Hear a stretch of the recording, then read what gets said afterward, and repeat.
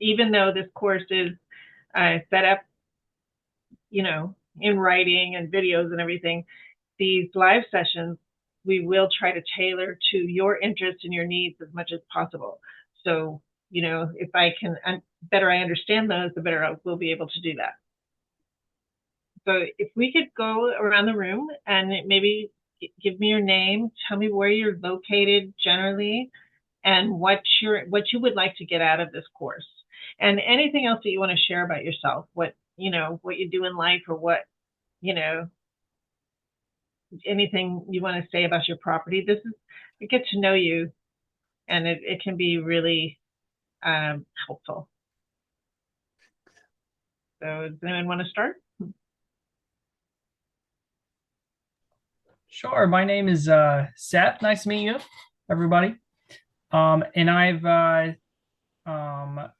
live in New Smyrna Beach, Florida, and I think I mentioned it during the first discussion, but I learned about permaculture about probably 2020 around that time, and it's been a great journey since. I'm excited to dive in deep. My main hobby is growing exotic fruit trees and stuff. So want to build a food forest. Have a very small. I live with my family at the moment. Have a very small yard, probably an eighth of an acre or something like that. Just a small, like a suburban style back and front yard. But it's been an eye opener to see the permaculture. You can have high yields in such a small area. So it's been exciting. Yeah, yeah, I hear you. Well, great. Okay, and what would you like to get out of this course? Do you have any specific ideas, or just a general Um, adventure? yeah, just to learn more about it. I'm definitely excited about the certification at the end, and just to probably get a better understanding of the concept, how to adapt it to bigger projects as well. Because I have a couple of clients that I might do their yard, design their yard. So I'm looking at that, and also just to meet connections and network for people and jobs and stuff. Great, great. Okay. Anybody else want to jump in? Yeah, I can go next. It says Lauren Raday, but I'm Ryan. For some reason, it used her ID, but I'm Ryan Raday. Live in Myrtle Beach, South Carolina. So we have I've been to New Smyrna Beach, like where Seth is around, and very sandy soil here. We can grow cacti real well. A lot of prickly pears around here. But yeah, my wife is a building biologist. She's got 3 certificates in that. So this kind of goes hand in hand with that. And I drive for UPS. I've been doing that for 16 years, but it's kind of nice to think this way because we've always enjoyed gardening. And over the summer, we built a small garden in our front yard for native plant species and a pollinator garden. And then a lot of our friends plant food gardens, and to see just all the chemicals and pesticides and stuff they use put on it, it's like it would be nice to learn to do it a natural way and kind of pass it on to others. Then I think a lot of I guess, the ways that we did the native plant garden with just letting the leaves build up underneath for caterpillars to fall off instead of landing on rocks, because everybody uses turf here, puts rocks around the edges and the trees, and that's just not sustainable for bringing all these pollinators back in. So I'm just excited to learn because I've got some time off from work, unfortunately, due to injury. So I'm just going to try to soak it all in. Great, great. Well, that's a good thing to do while you're at home. Yeah, exactly. Well, cool. That's great. Are you interested in homesteading, or mostly just the gardening part of Yeah. it? Or Would love to homestead eventually, but where we're at right now, we don't have the space for that. But in the future, we would like our next property to be able to have, a food source and a food garden like that would be great. okay, cool. Okay, who's next? I'll go next. Hi. Go Oh, ahead. Robert. No, help yourself. Okay. Hi, my name is Alyssa Knighton. I have been interested in permaculture pretty much since my daughter was born in 2018. I've been a stay-at-home mom since then and just trying to figure out what my passion is, what I want to do with my life. And permaculture has been something that's really resonated with me. I just love the holistic part of it. It just makes sense. And I'm sorry, I'm from Fort St. John, BC, Canada. So much different climate here, more of a subarctic climate. So one of the things I'm interested in learning more about is how to do permaculture in freezing temperatures. I feel like it's a bit more challenging and um, it's tough to kind of figure out how to make that still work throughout all of the seasons. Um, How long and is your growing season there? it's about, uh, I mean, really 3 months, 4 months? 3 or 4 months. Yeah, Yeah. winters, but really hot and successful growing times when they happen, but a lot of long winters. So yeah, just kind of knowing how to create microclimates and a longer growing season would be great. And if there's anything I can do even in the winter seasons with that. Um, Yeah. and I've just recently have come into, I'm currently living in town, so in a very small backyard, but I've recently just come to know that we will be moving out to a large acreage. So I'm excited to kind of spread my wings and just kind of go crazy with what I can do with this and yeah, see where it takes me. Okay. Great. Yeah, there's definitely some info in the course, and I'm writing a couple of articles right now about freezes, which really apply to everybody. Sometimes your fruit trees bloom too early wherever you're living, even where we are in Florida, Central Florida. So, yeah, so that information will be in the course, and there's some great information about greenhouses, passively heated and cooled greenhouses, and Okay. I can get you more too on that. Yeah, that'd be great. Just knowing different resources would be great. We built an underground earthship style greenhouse in Pine Ridge Reservation in South Dakota, which probably has a similar cold season. It gets 20, 30 below Oh pretty yeah. much every year. We get a So, little bit colder, but it's pretty similar. yikes. Yeah.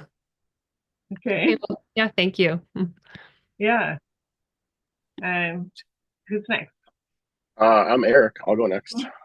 Eric, my name is Eric Lindgren. I am from Duluth, Minnesota, so right on the tip of Lake Superior. So it's freezing here right now. Honestly, it's pretty cold. It's been worse, but we just got a little help in the snow, so we've been kind of dealing with that the last 3 or 4 days. Um, I have been in the corporate gig for 20 years now. Before that, I did some eco-friendly building design, some straw bale, some cob. Um, my dad growing up built log houses and did construction, so I kind of have been really drawn to that my whole life. And then I was let know about, I don't know, 2 months ago that I will be let go from my job in September next year. And so I've been trying to scramble a little bit to kind of figure out what I'm going to be doing next. And so just this is one of the little pieces of the puzzle that I kind of want to implement in my next life, I think. So that's kind of where I'm headed. Oh, that's cool. And we do career counseling, and there's so many opportunities coming up right now for Right. permaculture related. Even if you're not just like a permaculture designer, there's things you can do with the skill set. Yeah, for sure. I think it'll play really well with the knowledge I already have, and it'll be a really useful thing for me to have. So yeah, I'm looking forward to it. Cool. That's great. So are you interested in natural building or going in that Yeah. direction? Yeah, probably. I think that's the route that I'd like to start with. And then, yeah, this could just be a really, a nice just way to kind of fit everything together. So maybe like a holistic approach to it all. So that's awesome. And natural builders are few and far between, and they're valuable. So yeah, it'll be fun. It's been a lot to kind of get back into the speed of things, but it's a nice challenge to have. Cool. We were just having a conversation about LA and the rebuilding that's needed there because of the fires, and in Western North Carolina and different places. And we're working on a project to try to get some of the building codes a little bit more flexible for natural building. And, I would love to see that happen. Yeah, for sure. Oh, cool. Okay, who's next? I'll go next. That was the code was a good prompt for me. I've been dabbling around permaculture for decades now. And so this is an opportunity for me to get some formal instruction other than on my own. I'm in Central Florida, land that was formerly inhabited by the Aquara. And if I tell you the name of it, you still wouldn't know more about it, but I'm not far from where Corinne is. So we live on about 2/3 of an acre. So we've done some things here. We are getting ready to try and do some more just food gardening and also pollinator work.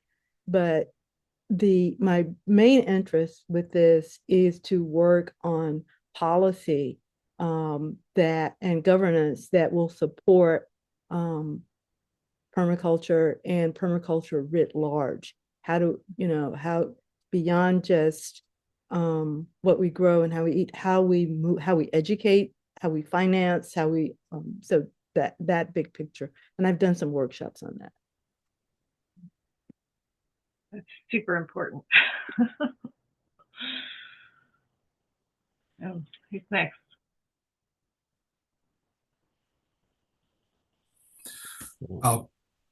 Go ahead. I'll go. I'm Tori. I live in Chiefland, Florida. Learned about permaculture around 2015. Me and my wife and our two sons live on 80 acres of family land. We moved out here last fall. We lived out here before, but we are here to stay. So we spend a lot of time kind of learning what's already out here. Muscadines, wine grapes, a lot of oak. It's mostly wooded, and we're real happy to be out here. We wanted to bring our sons somewhere we could raise them in a different environment than we came up in. We want them to be as wild as they can be, and so we have the woods for it. And I'm taking this course because I am looking for guidance on how to put all of this together. Permaculture just makes a lot of sense to me, whole system approach. And I am looking for a way to do it on a large scale. And also would like to use the certification for, designing for other people. Right now, I'm an office manager for a regenerative landscaping company. So it would be nice to be able to consult for that. That's about it. That's great. Sounds like a really worthy project. And Patrick. Yeah. My name's Patrick. I'm in Southwest Michigan, right off of Lake Michigan. Um, so another colder climate. Um, I've been interested in like organic farming and gardening for 12-ish years now. I spent a couple years apprenticing on a big 20-acre organic farm in Maine that had a 200-member CSA.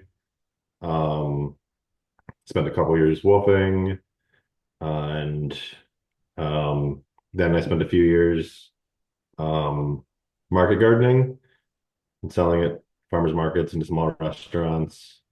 And now I work in commercial cannabis, and I would love to transition out of that and um, grow in a more sustainable way again. And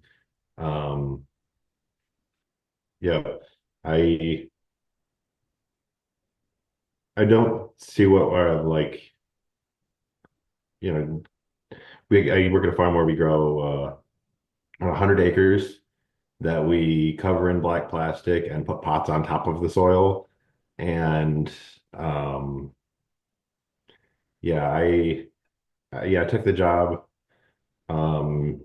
just before 2020, and it was supposed to be like a winter gig, and 6 years later, and uh, I've got a 4-year-old daughter and a family, and so the financial aspect of it is something I currently need, but would like to transition back into being a more than sustainable farmer. Yeah, cool. That's great. Wow, what a diverse group. You're all over the place. That's good. That's going to be challenging. So part of what we do is we'll have a different speaker at this time every month. It will be recorded, so if you miss it, you can still see it. And I am going to try to tailor it to you guys because we have a big network of people that can talk. So if there is something specific that you would like to hear more about, then let me know. I could get a natural builder or, someone who specializes in cold climates or, these different kinds of things. And we could even have more speakers rather than have the just open-ended question period. Like I'll come on once a month and answer any questions, give you some more in-depth information about whatever section we're on for that month. Or I could have someone else come on and talk. This is really open for feedback. This live session is our opportunity to tailor it to you guys and try to make it as relevant as possible. So let me know. And we will be having some webinars and other things going on during this class that are open to the public, but I'll let you know about those because some of them may be relevant. And what else? And we'll be uploading, they're not in there yet, but we'll be uploading a series of videos that give you more in-depth information about permaculture planting techniques and things like that, live, out in the field kind of videos that we didn't quite get done because I was out of town for 2 months, but we will get them done for you guys. So the feedback loop is important. It will help us give you the best experience possible. And don't be shy. I love getting constructive criticism. I don't have a problem receiving it at all,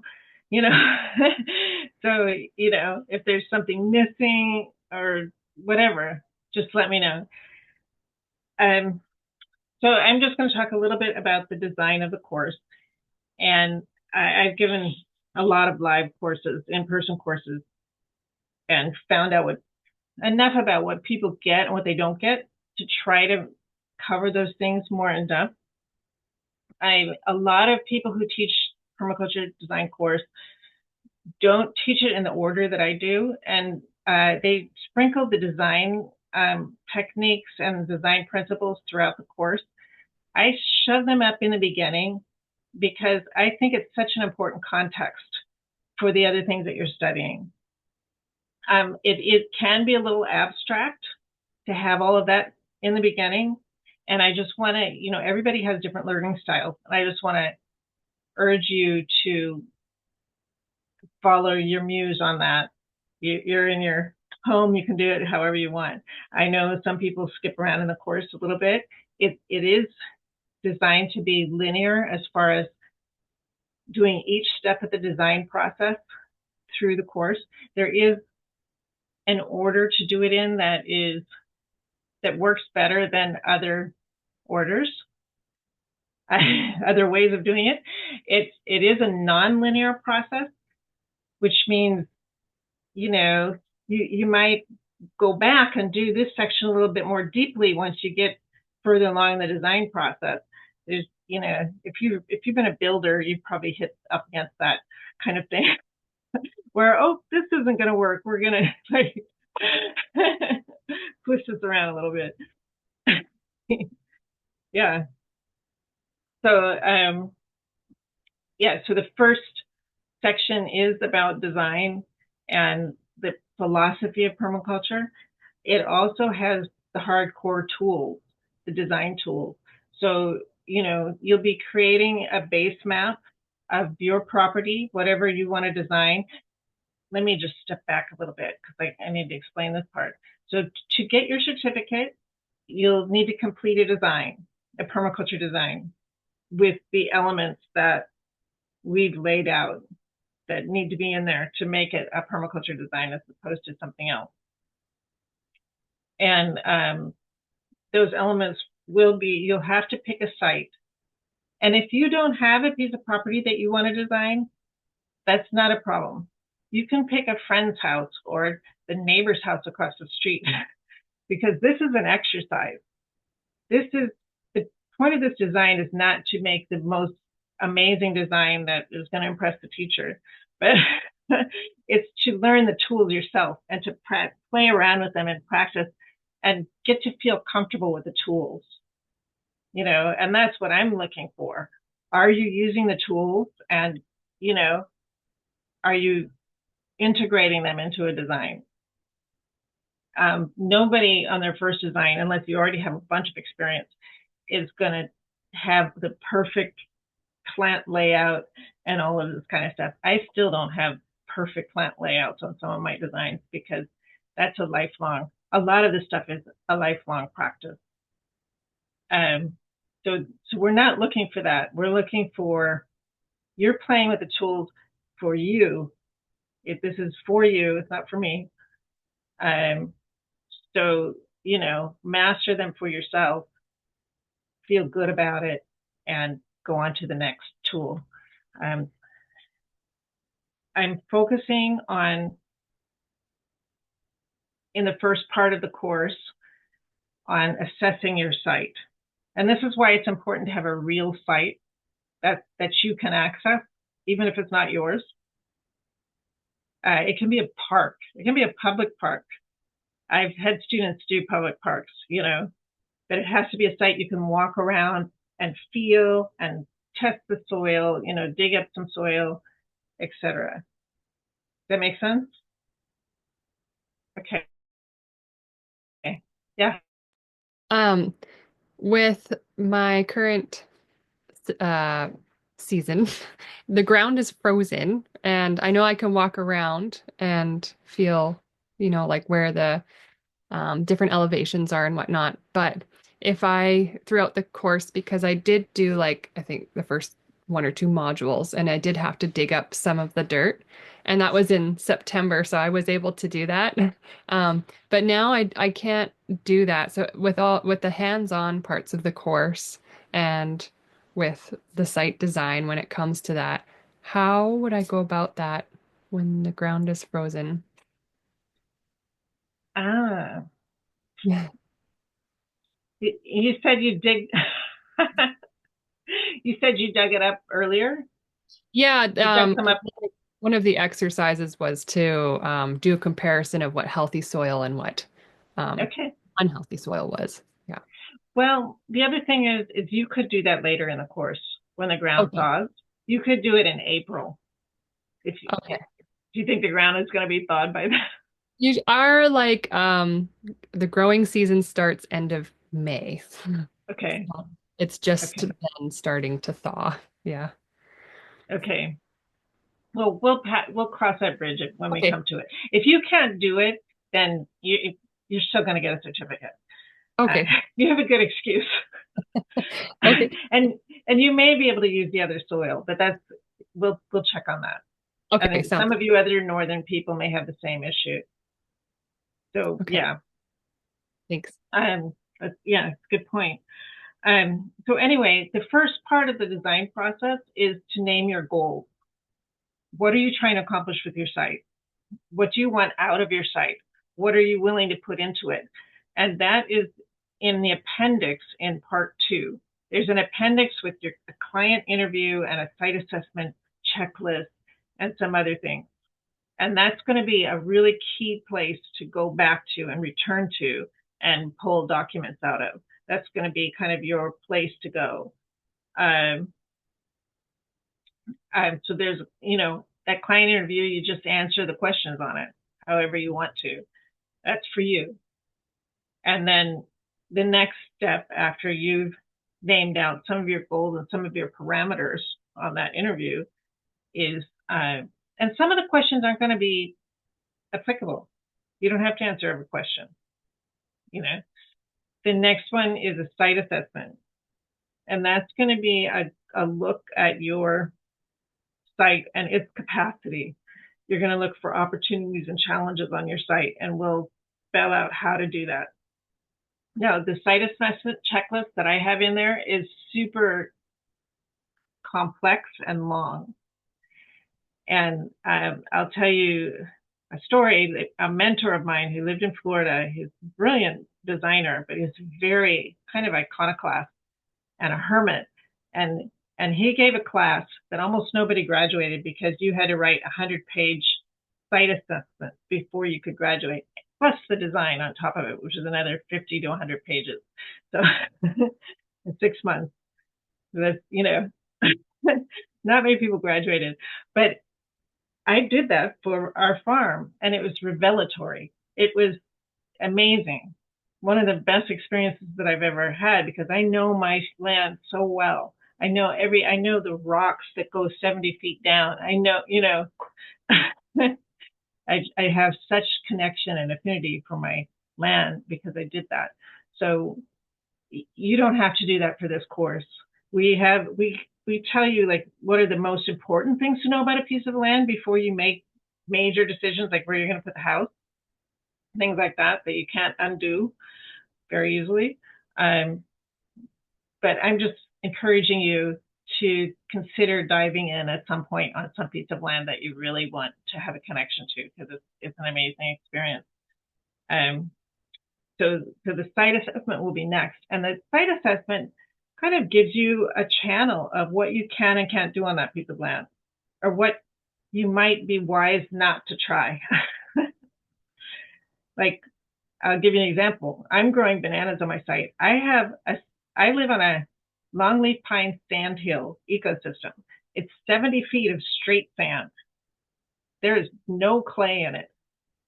It's a sand dune, a real live sand dune. It's full of plants that have adapted to living on a sand dune, but this is more sand than most places in Florida.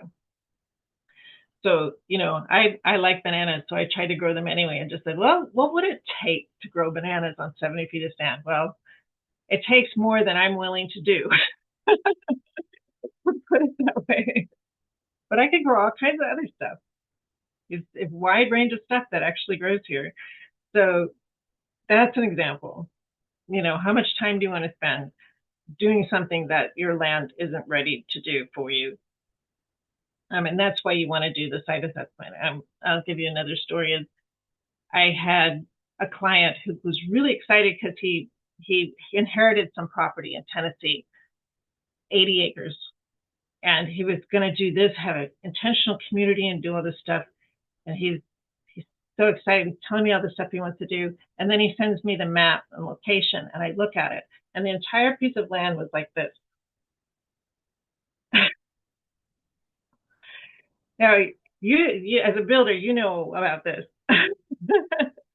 You need an engineer to put anything on this piece of land, even a raised bed, practically, So definitely a swale or a house or anything like that. So I told him, you know what?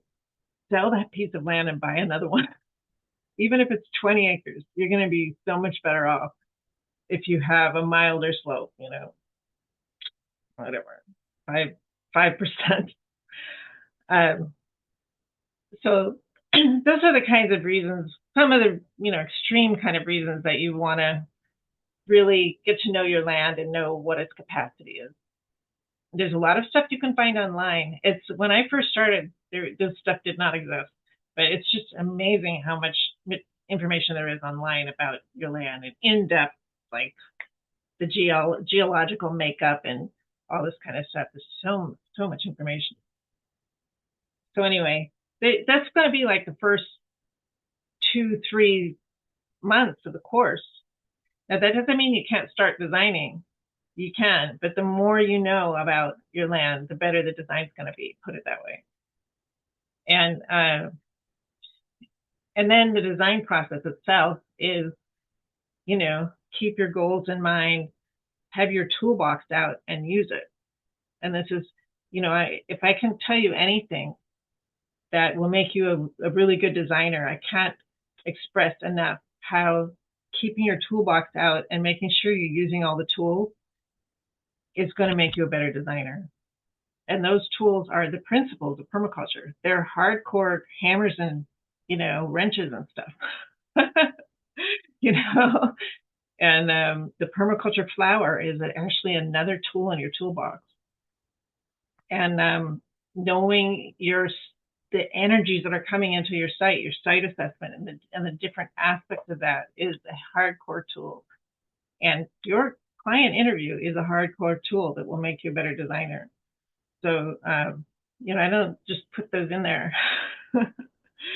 There's not that many tools that you need to know and use, but they're very powerful. And that's why I ask people, actually write down how you applied the principles, every single principle, because in just doing that, and I still do that 20 years in, especially if I'm having trouble with a client site, I'll just pull out the principles and go, did I use this one? Did I use this one? How many more ways could I use this one?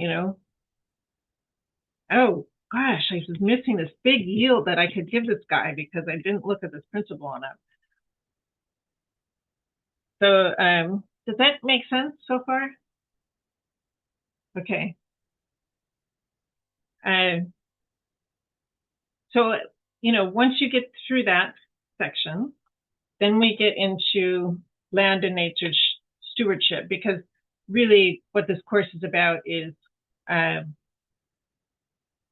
learning how to work with nature to increase your yield and reduce your waste and energy needed. So you have to know something about ecology. So we're always trying to give you kind of the fundamental basics so that you can extrapolate from there. Like if you know a few things about how water behaves, then you can predict how it's going to behave in a situation you've never been in before. That's what we're trying to do in this class. And you can let us know how successful we've been at it. Because there's so much to know about nature. You don't have to be a rocket scientist to be a good permaculture designer. You don't have to be a botanist and an environmental scientist and a physicist and it helps. No, okay, so we'll go into water and soil, and that's really the essential. If you master soil and water supply, then you're going to be super successful at growing. And again, there's simple principles regarding soil that if you get them down, then you'll be able to go onto any site and build some good, nice soil and grow great things. And then we'll get into plants. Only after we go through all this do we actually talk about plants. And there are plant lists mostly for Florida. I do have plant lists for other areas that I think I'm going to need to load in for this class. I have some of them, but we also have book recommendations that, you know, my library is full of books about plants, individual plants, like native plants and, you know, whatever. And I could give you some really good recommendations about that.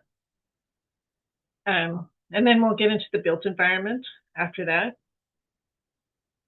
including natural building and tools and technology, low tech solutions for your homestead, or, you know, even if you don't have a homestead, this stuff is really useful. In a disaster setting, we have used this section of the course in a hurricane when our power was out for eight days. No problem. We have all the stuff we need. You know, we can just operate comfortably. And then we get into invisible structure like economics and community building and things like that. So that's the basic layout of the course. And we try to give you kind of step-by-step exercises throughout the course that if you do them in order, you'll move along on your design pretty well and be ready to be done with it toward the end of the course. Did you guys have any questions? I have one question. I'm contemplating if I should use my property in the design, the last design, because I've probably made some mistakes over the years, you know, putting in things without knowing, you know, the full picture. Like I put 5 moringa trees in a row, one of them died. They started getting eaten by caterpillars and stuff. So I probably have made some mistakes. Should I pick another property, you think, to start fresh with the design? Well, there's advantages to starting fresh, because it's fresh eyes, and you know that you may want to, but it's really up to you ultimately. I know in our in-person class, people have chosen a property that's already kind of half installed, and it is pretty rich because sometimes that's a harder design to do than a blank slate. You have to think more about design decisions. Do I really need to remove that tree? And, you know, wow, this would be a much better design, but do I really want to dig up all my fruit trees? Yeah, I don't want to do that. But I have yeah. done that, just so you know. I have dug up a pretty mature fruit tree and moved it, and it was okay. Wow. There's a couple things out of my control as well. I'm, you know, surrounded on 3 sides with neighbors, which all of them pretty much spray their yards. So it's I've 2 sides of my property are bordered by fences, which isn't too much of a problem. I don't have to water some plants on that side because the roots, you know, go under the fence. But in my one side, they spray their yard. You know how people love in Florida love their yards. So I'm contemplating if I really want to put stuff on that side, it would benefit me, but you know, am I really taking up that, you know, all the chemicals too inside? Do fruit trees actually like filter out some of that stuff, or I don't know. They will filter it right into the leaves if they do. You could plant hedges that would block it. I've done that before when I had a neighbor that sprayed. I burned it up so none of the rainwater would run into my yard, and then I planted hedges. The tough thing is they're higher than us, so it would drain into our property eventually. Not by too much, maybe half a foot, but still, I don't know if that's enough. Yeah, we're gonna do in the earthwork section. There's probably some things you could do still to block that. And that's, you know, a good part of the site assessment is knowing what energies you want to block and making design decisions based on that. Thank you. So, yeah. And any other questions? Yeah. Yeah, it was hard. ish question. Um, I'm currently in the market for a new property. And so, like, if 3 months from now I move and I'm now on the property that I really want to design for this class, um, is it potentially possible to, like, for me to start over my design halfway through and start a new property? Yeah, yeah. We'll be flexible. I mean, again, this is courses for you. So, whatever's going to keep your interest and engage you and whatever's going to benefit you the most. Yeah, I, there's, and there's not a problem. And, again, I'll tell you a story about my experience. I did the course in Los Angeles the first time, and we did a design of a homeless shelter, which was very innovative. It was under a bridge, and it was called the Dome Village. It was really cool. But then they were told they had to leave, and they were going to be bulldozed down before we finished the class. And my teacher was a real stickler for actually doing a design that would be implemented. So he said, "You can't do that design." So we're like 1 month out from finishing the course. And finally, he relented and let us just pick a lot off of a map. And we did that. And, and because it was a blank slate lot, it wasn't that hard to do the design, and we graduated, but, stuff happens. So you could start the process where you are and finish it somewhere else, or finish it where you are, however you want to do it. Okay. And even if you're living somewhere else. Okay. Thank you. Yeah. And yeah. I was just wondering if you go into depth at all more about, because I'm currently in the city, but I'm moving out to the country and just kind of like switching gears and trying to understand. I've never lived out in the country before. Switching gears and like understanding, where your resources are coming from and your, essential needs are coming from, are very different. And so when we're out in the country, we have a lagoon and a dugout. And so, our water will come from there. But in the city, it comes from the city. And so I'm just wondering if there's a way that you can kind of um, maybe like retrofit certain aspects of your house, but like Oh, still yeah. have it be within the law or whatever, so that you could maybe put your gray water towards, something that would be um, uh, used in your garden or whatnot. But just different aspects of how you could um, change the system of how you're getting your inputs from the city. Mm-hmm. Yeah, and we do that a lot. We do a lot of urban retrofit within different areas that have different rules and everything. So yeah, we will definitely get into that. And it depends on your laws. Some of them are rougher than others and more difficult to circumvent or to work with.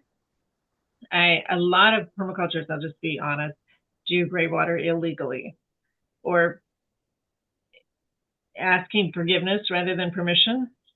And most of them never need forgiveness because Okay. nobody ever finds out or cares.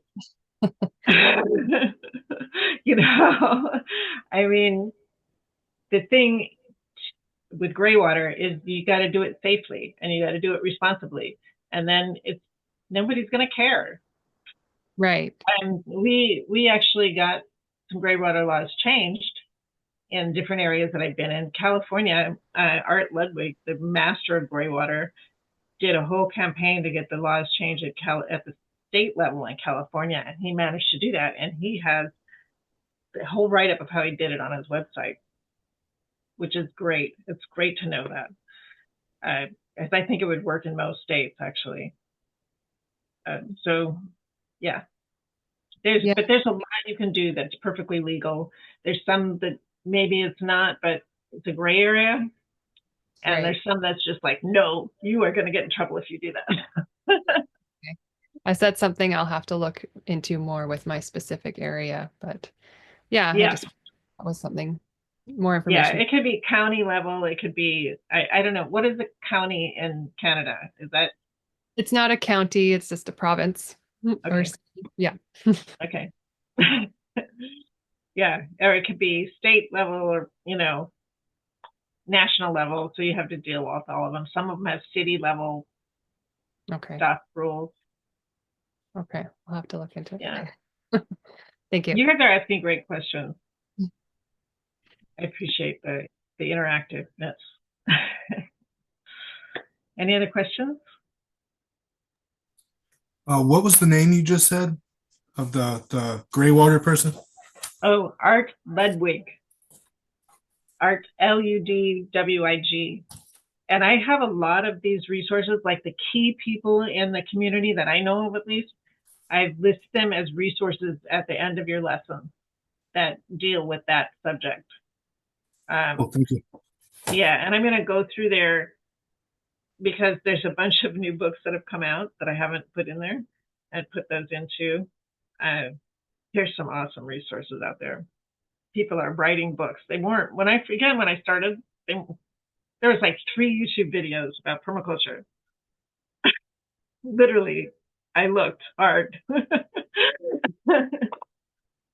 Now, you get drowned in them.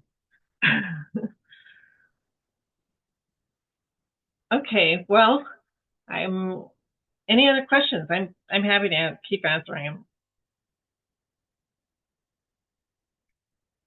Okay, so one last thing. If you have a question between sessions, don't hesitate to contact us. Because, you paid for this course. We don't have to do any work on the actual course material. Our work with you are these things, these meetings and answering questions via email, and it really isn't that much. So use your access. We don't mind. I have one question, if you don't mind. Mm-hmm.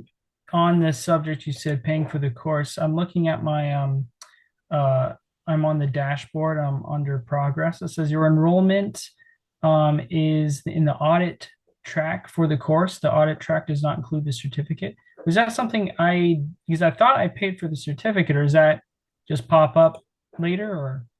I don't know. I'll pop in on this one. I don't know how that happened, but we'll get that rectified and you will get a certificate regardless of what it says. The software does not decide if you get a certificate. That's number one. Yeah, I thought there might have been a glitch there, but I'm not sure. So yeah, hopefully, it says, I don't know if you can look at my course, but yeah, it says that. So thank you for finding that. Yeah, not to worry, not to worry. Yes, Steve's the guy to sort that out. He'll fix that for you. Perfect. And yeah, please let us know if there's any technical glitches or anything. Steve is the man. I will know nothing. Yes. Yeah. With the site design and earning your certificate, is there like a deadline for when you need to provide the presentation? Yes, tomorrow. We give you a full year to complete. Okay. The course, we've run the course for 6 months, but you have a full year to complete it. And, there has been a couple people that have asked for extensions because of family emergencies or something like that. We're not going to be jerks about it. We want you to finish. Okay. That's important for us as well as you. So, yeah, but it should be plenty of time. Okay, great. Yeah, I think so. I was under the assumption that by the end of June is when the course ends, right? Yes, the instruction part of it ends, the live instruction part of it ends, but you do have an additional 6 months. Okay, sounds good. Yeah. And the ground won't be frozen. I'll be able to work. Yeah, exactly. Yeah, and if if you have a question after the 6-month period, just email us. I'm not going to not answer it. Um, I think you'll get through it though fine in the 6-month period, and if you get your design done 3 months after that or whatever, however long, it's fine. Okay, sounds good. And one thing that Mollison just emphasized is taking time, especially when you're first starting, taking time and observing the system a whole lot is just going to make the design is going to be so much better. He says, spend a year on the site, go through all 4 seasons, Right. observe what's coming in and out, just really closely observe how the site behaves, and then do your design. And especially if you're beginning, that can just be really rewarding. I never had that kind of patience. So my first design, I slam dunked it, and then I sat and observed it for a year. I went, oh, that didn't work. I feel like that could be my downfall at certain points too. But yeah, that sounds like more than like plenty of time to achieve. Okay. Yeah, Okay. it's really important to us that you finish and you go out and contribute to our planet. Yeah, You can't do that if you don't know how. exactly. And so Yeah. we have a good number of graduates that are going out and making real impact on the world. And so that's the kind of stuff we want to see. Not to say that somebody who just work on their box at home outside the window is any less. Not at all. Everything matters. Every Yeah. little bit Yeah. matters. And you set a good example. Your neighbor comes up, how come you always have blah blah? And you say, well, permaculture. And somebody else have been introduced to permaculture. So it's all good. Yeah. Yeah. Yeah. Sometimes people take the course and they really don't care about the certificate. They just want the knowledge. And that's fine too, It's still good to do the design, even if you don't intend to finish the course. And we're happy to mentor it. And the other thing, sometimes people get a little shy about their designs. Don't be. Use me as a mentor. I would never judge someone's first design in any way, shape, or form. Just so you know, I'm not here to like, oh, that person's a bad designer. You should have seen my first design. And I'm doing it professionally, so hundreds of acres and all that stuff.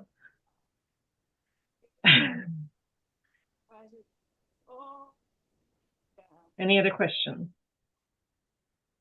I've got a question. It's not really pertaining to the course, but here in Myrtle Beach, up and down our Grand Strand, like I'm a big fisherman and we got lots of creeks and stuff. And I know the St. Pete area and Tampa area is a lot of big fisheries as well in Sarasota. So if the communities and the government, we have a lot of golf courses here and they just spray stuff. So if more people and cities, towns, counties could get on board with permaculture, how much could that affect or benefit the waters around the areas and the wildlife in the waters? Because I know Florida is it red tide and different algae blooms, but is that from a lot of the runoff? And have you had any part in working with these conservation groups to help kind of benefit them and teach them? Yeah, it's challenging because we have so many people here. We have 20 million people and new people all the time coming in. And, there's some great work being done by environmental groups in the area. And absolutely, we can prevent so much pollution. Permaculture design can let people do everything they want to do without polluting. So why wouldn't we? Almost everything, not everything, but there's a designer friend of mine who's designed a golf course so they don't have to use poisons on it. That's challenging. That's not easy. but at least they could berm the edges of it so it doesn't go into the ocean or the bay, or the river. I mean, there's just simple fixes that a lot of times there's win-win solutions, and that's part of the design process. Did that answer your question?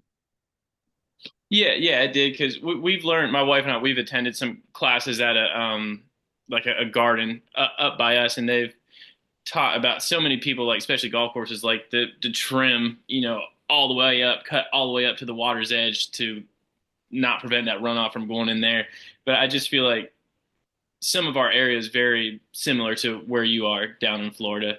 So, and it's just, I guess people, it's like with farming too, and just with anything, people just want that quick, easy, fix it now, give me the pill. They don't want to put the energy in. And I assume permaculture, there's a little bit more time and effort, but once it gets going, it just provides tenfold, and is just way more beneficial in the long run. Yeah. And we try to look for simple win-win solutions that the person would actually agree to. A lot of times that can be done. That's one thing I really love about permaculture. Is one of my favorite quotes is the problems of the world are increasingly complex, but the solutions are embarrassingly simple. Bill Mollison. Love that quote. And go ahead, Seth. I was saying I can agree with that as well. As seen firsthand in my town, they're getting everybody to go on septic because they're afraid, the runoff. We're really close to both the ocean and river, and between the two, and with the red tides and stuff. But they never address the fact of all the sprays and pesticides that rush right down the storm drain and then into those rivers. One of the chemicals that my neighbor sprays, we looked it up, and it has long-term damaging effects on crustaceans and marine life. And it's crazy they ignore that simple fact. It's a shame.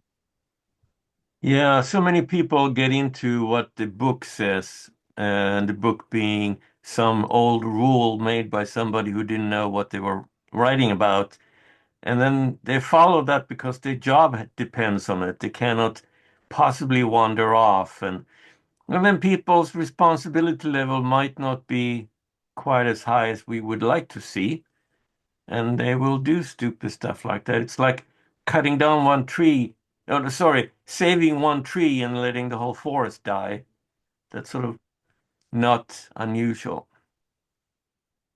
Yeah, and a lot of people I found, like I've worked with different government agencies, and a lot of people, they don't know. They're not educated in ecology and what the consequences are of their actions. They have no clue. And the neighbors too. They have no clue that it's what the effect that it's having on the fish. And maybe it would affect them if they knew that. And especially if they had another way to handle what they're trying to handle. So you can't solve every problem, because some people aren't going to be willing to listen. But there's a number of things that permaculturists can do, and we're always trying to organize more to make it easier. We're putting all kinds of like databases online and connections with people. We're going to have a library of different kinds of policy points that people can use to go to their governments. And Bev, I bet you have some great strategies. We might have you talk about it at some point, like, if you're willing. Sure. One of the things that we run across, and I didn't fully disclose, I work for the Quakers in Florida, and I do all kinds of environmental stuff with the Quaker meetings in the Southeast and around. One of the things that we've run across is that homeowners associations can have guidance that just it's totally out of whack. And so that's a level that you can work with if you've run up against that. And just from personal experience, I moved to Florida during a drought, and the homeowners association was like, "Oh, you got to put in this oh, irrigation system. And it's like, no, you don't do that in a drought. I'm xeriscaping. And there was nothing in the regulations that said I couldn't, so I did. And now that whole area, everybody's xeriscape. And so it's just that kind of thing. And the reason why it didn't make sense is like the front area was like maybe 10 by 10. There's a 30 by 10 strip down the side, and then another 20 by 10 area in the back. No contractor was going to put in an irrigation system there. And so it's just like totally ridiculous. But so that's the kind of back to this thing about their regulations that don't make any sense. And so you just kind of have to, I didn't even have to get forgiveness to do it. Yeah. Yeah. And a lot of times smaller cities will be responsive. And, when I used to lobby, we just take 5 people in to go visit the guy. And he'd be so impressed that we got 5 people to actually show up to his office that he would listen. So anyway, that's a whole topic. But yeah, you guys are asking great questions. Okay. Any more questions? Okay. Well, you'll have plenty of time to ask more. So really glad to have you here. Welcome. And we'll meet again in a couple of weeks. And I guess that's it. We're going to sign off. So, Thank you. Good to meet everyone. Yes, thank you. Yep. Thank you. Yep. Good night, all. Bye-bye.